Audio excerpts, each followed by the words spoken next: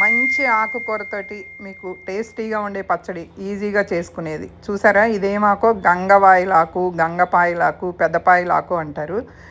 దీనిలో చాలా పోషక విలువలు ఉన్నాయండి. Vitamin A, B, iron, calcium, potassium ఎన్నో మినరల్స్ అన్నీ ఉన్నాయి. ఒమేగా 3 అత్యధికంగా ఉండే ఆకుకూరల్లో ఇదొకటనమాట. ఇది మన శరీరానికి ఎన్నో పోషకాలు అందిస్తుంది. ఇలా కొంచెం ప్యాన్లో ఆయిల్ వేసేసుకుని ఈ తరిగిన ఆకుకూర అంతా ఇలా వేసుకోండి. ఇది ఎక్కడ దొరుకుతుంది, ఎలా చేసుకోవాలి అన్నాళ్ళకి ఇది ఎక్కడ పడితే అక్కడ కనపడతా ఉంటుంది. మీరు ఇది పిచ్చి ఆకు అనుకోకుండా ఒక్కసారి తెచ్చుకుని మీరు కుండీలో ఎక్కడన్నా వేసుకుంటే మీకు అలా వస్తానే ఉంటుందండి. అది మనల్ని వదిలిపోదు. ఈ మధ్య మార్కెట్లో కూడా దొరుకుతుంది. మధ్య మధ్యలో మూత పెట్టేసి ఇలా తిప్పుకుంటూ ఉండండి. ముందు ఉప్పు వేయకండి. ఉప్పు వేస్తే నీరు వచ్చేసేసి బాగా ఎక్కువ నీరు వచ్చేస్తుంది. అందుకని ఇప్పుడు కొంచెం ఎగిరిన తర్వాత ఉప్పు, పసుపు వేసేసేయండి.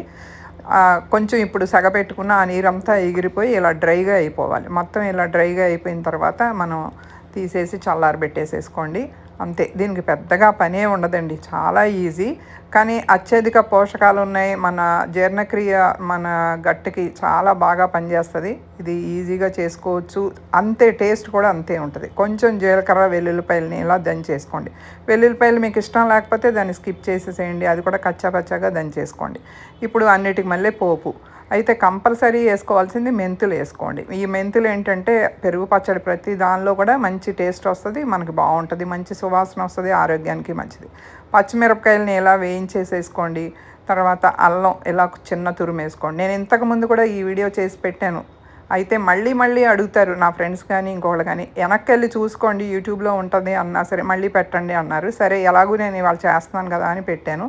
కొంచెం ఇంగ వేసాను. అది ఇంగ కావాలంటే మీరు వేసుకోండి.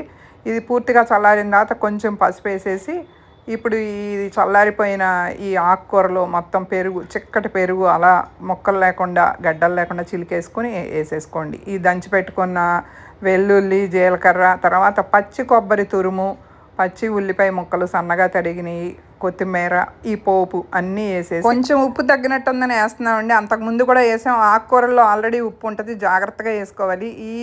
ఆ పచ్చడి ఎంత టేస్టీగా ఉంటుందంటే మనం మామూలుగా బౌల్లో వేసుకుని ఏమీ వేసుకోకుండా కూడా తినేయచ్చండి. అలాగే రైసు, చపాతీలోకి, దేనిలోకైనా సరే చాలా హ్యాపీగా తినే పచ్చడి. అలాగే ఎన్నో పోషక విలువలు ఉన్న పచ్చడి.